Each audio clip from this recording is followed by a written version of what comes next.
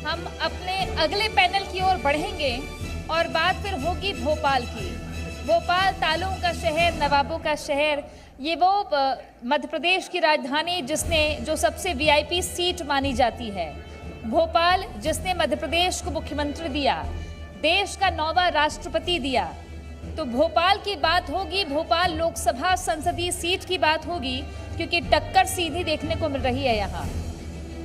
मध्य प्रदेश में कांग्रेस ने भोपाल से जिन्हें प्रत्याशी बनाया है वो इस वक्त जी मध्य प्रदेश छत्तीसगढ़ के मंच पर होंगे। और चर्चा करने के लिए मैं सबसे पहले अपनी सहयोगी प्रेरणा मिश्रा को मंच पर बुलाना चाहूंगी और स्वागत करेंगे अरुण श्रीवास्तव जी का, जो कांग्रेस से प्रत्याशी हैं भोपाल लोकसभा सीट के लिए। तो कांग्रेस किस मुद्दों के साथ भोपाल जीतने की कोशिश करने में लगी हुई है, क्योंकि अभी तक तो करीब 9 बार भारतीय जनता पार्टी जीत चुकी है और 89 के बाद से तो खाता ही नहीं खुला। लेकिन फिर भी कांग्रेस किन मुद्दों को लेकर लड़ेगी, इसी चर्चा को आगे बढ़ाने के लिए हमारे साथ अरुण श्रीवास्तव जी हैं। ओवर टू यू प्रेरणा। बहुत शुक्रिया तृप्ति, और आप भी आइए इस चर्चा में मुझे ज्वाइन करिए। बहुत स्वागत है सर आपका। और क्योंकि इस बार आप भोपाल सीट से प्रत्याशी भी हैं, इसलिए सवाल राजनीतिक ही होंगे और मुद्दों की बात होगी। लेकिन उससे पहले मैं आपसे आपका कॉन्फिडेंस जानना चाहूंगी। वो सीट जहां पर लंबे समय से भारतीय जनता पार्टी जीत हासिल करती आई हो, आपके लिए कितनी बड़ी चुनौती? माइक से मैं ये कह देना चाहता हूँ, राजनीति में इसका कोई पैमाना नहीं होता कि लंबे समय से कौन जीत रहा है। थोड़ा सा माइक ऊपर कर दीजिए। राजनीतिक गणित जो है माइक ऊपर कर लीजिए, वो 3 महीने में 6 महीने में भी बदल जाता है। वर्तमान जो चुनाव हो रहा है, देश के अनेक मुद्दे हैं सामने। मुद्दा भ्रष्टाचार का है, बेरोजगारी का है, और जो संविधान को बदलने की बात की जा रही है, बाबा साहब अम्बेडकर के संविधान को बदलने की बात की जा रही है, उसके खिलाफ ही मुद्दा है। और साथ में जो वादा खिलाफी किया गया 2014 में, भारतीय जनता पार्टी ने जो वादे किए थे कि 2 करोड़ लोगों को सालाना में रोजगार देंगे, 2 करोड़ के हिसाब से 2024 तक, वो मैनिफेस्टो वही था 2019 में भी। 2024 तक 20 करोड़ को रोजगार मिलना था। भाई मैं 20 करोड़ में मात्र 25-30 लाख को मिला होगा। मैं मध्य प्रदेश की बात करूंगा, यहाँ व्यापम घोटाला, और व्यापम घोटाले के बाद अभी पटवारी घोटाला सुनने में आया। कोई भी माँ बाप, गरीब माँ बाप, मध्यम वर्गीय जो घर का खर्चा चलाता हो, वो अपने बच्चे को सबसे पहले कहता है बेटा तेरा होगा नहीं, काहे को तू मेहनत करता है, और बच्चा भी सहमा रहता है। ये चीज़ एक बहुत विकट समस्या है और इस चीज़ से पूरा युवा त्रस्त है। आज भोपाल को देखें, हर घर में 2-4 अनएम्प्लॉयड बैठे हैं, बच्चे बच्चियाँ। भाई आईटी हब की बात की गई थी, आईटी हब नहीं आया। और उसके बाद जो बीएचईएल हमारा गोविंदपुरा का पार्ट है हमारे कॉन्स्टिट्यूंसी का, बीएचईएल जब प्रारंभ हुआ था 28,000 कर्मचारी रेगुलर काम करते थे बीएचईएल में। आज घटते घटते 5400 रह गए। ना उसका एक्सपेंशन किया, ना रिनोवेशन किया। बीएचईएल में इतना पोटेंशियल था कि डिफरेंट विंग्स खोली जाती, जो 9 रत्न से इंडिया लेवल में महारत्न कंपनी तो बन गई, लेकिन हालत इतनी खराब है, धीरे धीरे घाटे में बता के प्राइवेटाइजेशन की तरफ जा रहे हैं। मेरा ये कहना है, क्या क्या चीज़ें बेचोगे देश की आप? प्राइवेटाइज अब स्टेशन यहीं भोपाल में बिका है। आपका मिंटो हॉल जो हमारा गौरव था वो भी हाथ से गया है। और हिंदुस्तान की क्या क्या चीज़ें बेचोगे? 2014 के पहले हिंदुस्तान की चीज़ें नहीं बिकी थी, प्राइवेटाइजेशन के ज़्यादा वो नहीं था, लेकिन उसके बाद जो प्रारंभ किया क्रम ये जनता के सामने है। संविधान बचाने का है, बेरोजगारी का है, महंगाई का है, ये मुद्दे चुनाव के। मतलब ये मुद्दे आप लेकर भोपाल की जनता के बीच जा रहे हैं, लेकिन कांग्रेस के प्रत्याशी के तौर पर एक बड़ी लोकसभा है, वीआईपी सीट है, आप अपना तारुफ कैसे करवाते हैं जनता को? अरुण श्रीवास्तव जी, कौन कैसे तारुफ करते हैं? भाई मेरा जो कहना, मेरे पारिवारिक पृष्ठभूमि है। मेरी माता बिमला श्रीवास्तव जनपद अध्यक्ष हैं, जिला पंचायत अध्यक्ष हैं, और मैं भी करीब 35 साल से वकालत का काम कर रहा हूँ। हमारा पृष्ठभूमि जो पारिवारिक कांग्रेसी है, हम सामाजिक लोग हैं और कांग्रेस हमारे रग रग में है। हमने कांग्रेस की सेवा की है और ये सब जानते हैं।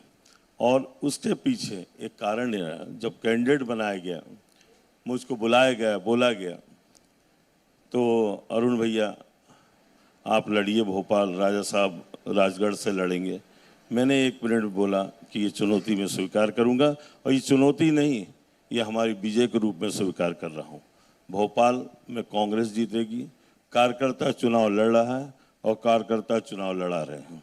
चर्चाएं तो अरुण जी के नाम की बहुत पहले से चल रही थी कि भोपाल से इस बार उतारना है तो अरुण श्रीवास्तव को ही उतारना है। कारण क्या है? आप एक अच्छे वकील हैं, ये तो है ही, जिला अध्यक्ष के पद पर भी रह चुके हैं। मैंने सुना है अरुण श्रीवास्तव में एक और कला है आम जनता को अपने साथ लाने की। भाई एक सामाजिक जीवन है और सामाजिक जीवन में एक नेता, एक सामाजिक कार्यकर्ता, उसके रूप में जब हम काम करते हैं तो हर वर्ग का, हर समाज का, हर व्यक्ति को अपने साथ लेके काम किया जाता है। और वो जो हमको काम करने का मेरा सिलसिला रहा है, उसने मुझे लोकसभा प्रत्याशी तक बनाया है। और आज लोकसभा में विश्वास के साथ बोल रहा हूँ, भोपाल की लोकसभा कांग्रेस जीतेगी।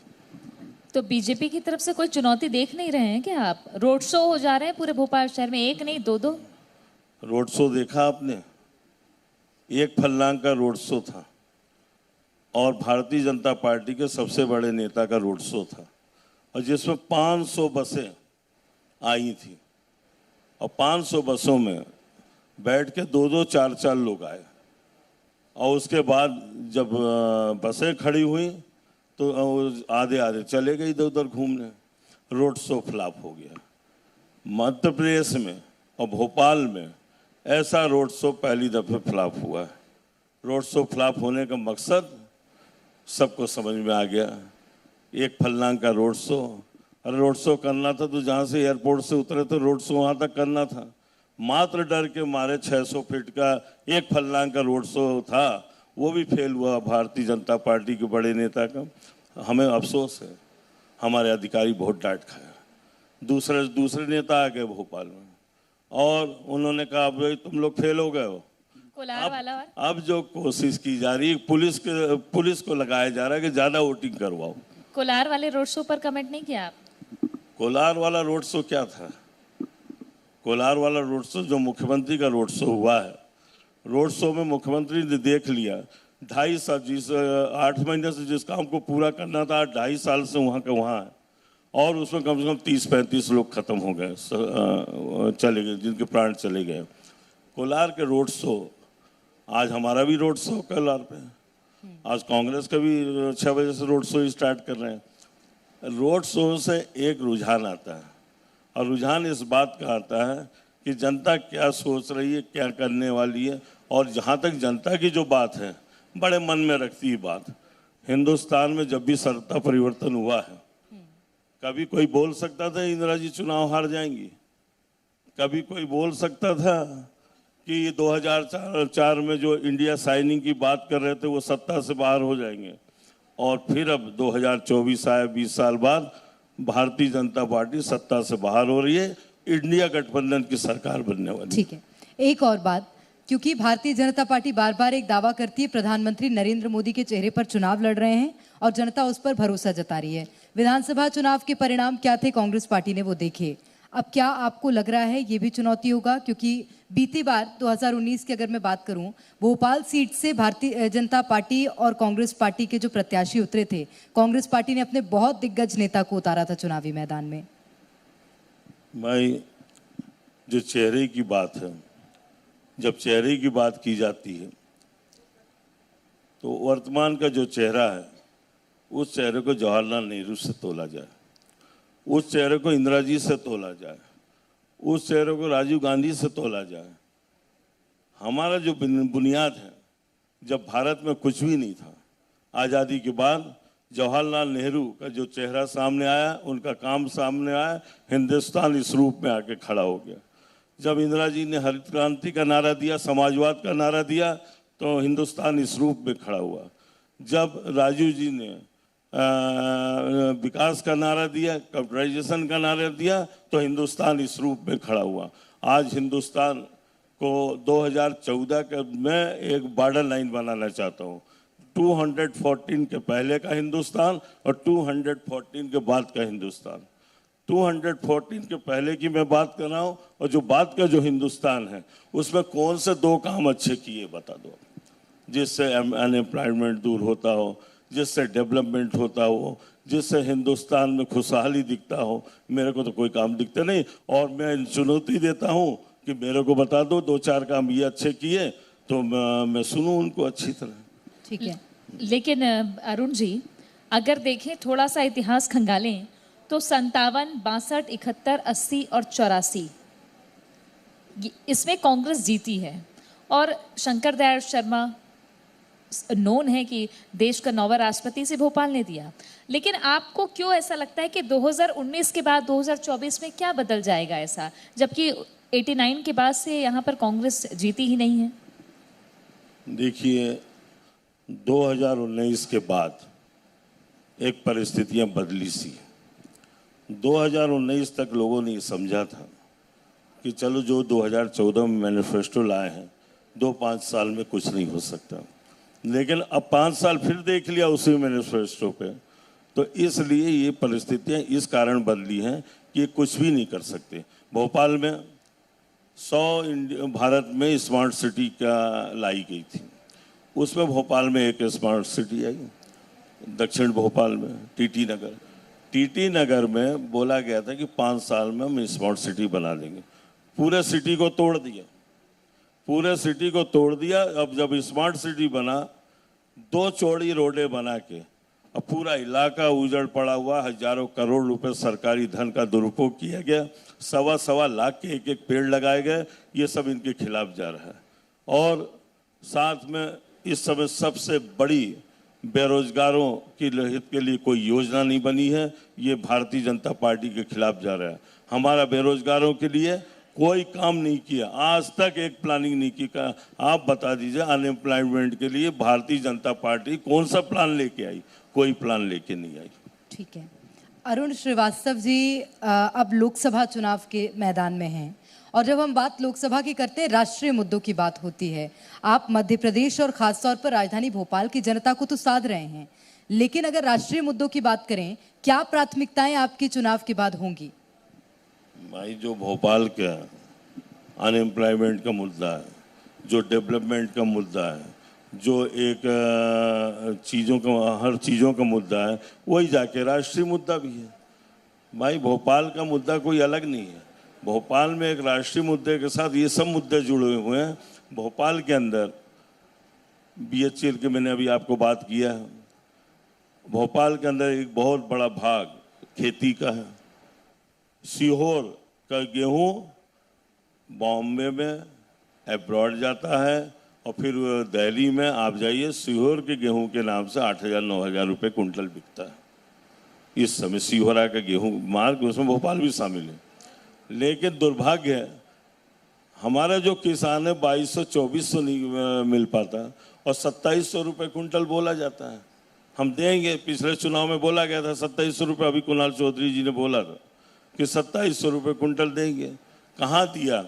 हमेशा हमने जो बोला है वो हमने किया है। 1989 में आप चले जाओ, बीजेपी का कहना साफ, हर किसान का कर्जा माफ, 5 रुपये भी माफ नहीं हुआ। 2019 में हमने 2 लाख का वादा किया था, हमने उसके चरण बना दिए थे। पहले चरण में 50,000, दूसरे चरण में 50 से 1 लाख, और तीसरे चरण में 1 लाख से 2 लाख। अब 2 चरण हमारे पूरे हुए, तीसरे चरण में हमें टांग पकड़ के खींच ली गई। डॉक्टर मनमोहन सिंह की सरकार थी 2009 में, एक स्थायी रूप से 4,72,000 करोड़ पूरे किसानों को हमने माफ किया था।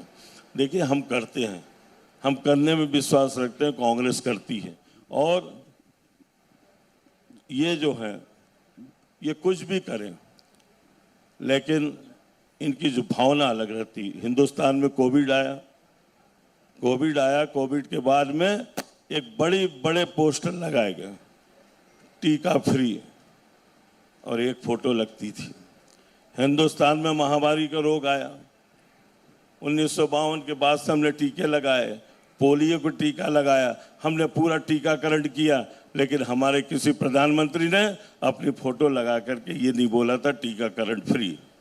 हिंदुस्तान में कोई भी व्यक्ति फ्री टीकाकरण का अगर हाथ उठाता है तो वो भी एक गलत बात है, क्योंकि हिंदुस्तान के लोगों के खून और पसीने से टीकाकरण हुआ था, उसको फ्री कैसे दोगे? और वो फ्री टीका की कंपनी इलेक्ट्रल बॉन्ड में 600 करोड़ रुपए देती है। वो बड़े मुश्किल से सुप्रीम कोर्ट ने जब रिकॉर्ड बुलवाया तो गुजरात की कंपनी का रिकॉर्ड निकला कि 600 करोड़ इनने दिए थे।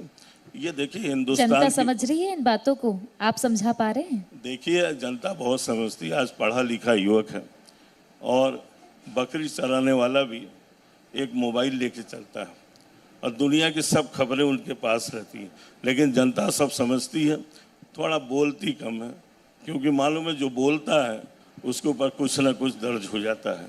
हिंदुस्तान में 141 आदमियों पे ईडी के नोटिस दिए गए, 121 ने बीजेपी ज्वाइन कर लिया, उसमें से 3 आदमी लोकसभा का चुनाव लड़ रहे हैं, उनके कार्रवाइयाँ समाप्त कर दी गई, 20 के विरुद्ध चल रही है। और हिंदुस्तान के इतिहास में ईडी, सीबीआई इन सब का तो दुरुपयोग किया ही किया गया। छिंदवाड़ा के चुनाव में लोकल पुलिस का दुरुपयोग कर लिया, ये पहली दफे हुआ। थानेदार जाकर के कैंडिडेट किए, कहता है इतना पैसा निकला। तो मेरा ही कहना है हिंदुस्तान पूरा देख रहा है और मैं विश्वास के साथ बोलता हूँ ये मुद्दे जो हैं हिंदुस्तान के हैं, हिंदुस्तान की जनता के, गरीबों के हैं और संविधान का मुद्दा है। इस समय भारतीय जनता पार्टी की सरकार किसी हालत में नहीं बनेगी। ठीक है, अपनी जीत को कैसे देख रहे हैं आप? कितने मजबूत समझ रहे हैं अपने आप को? ये जो जीत है और हिंदुस्तान में इंडिया गठबंधन की सरकार बनने वाली है, ये जीत हिंदुस्तान की जनता की होने वाली है और हिंदुस्तान की जनता ने मन बना लिया है कि हमें कुछ परिवर्तन करना है। जब डब्बे खुलेंगे और गिनती होगी तो रिजल्ट देखिएगा।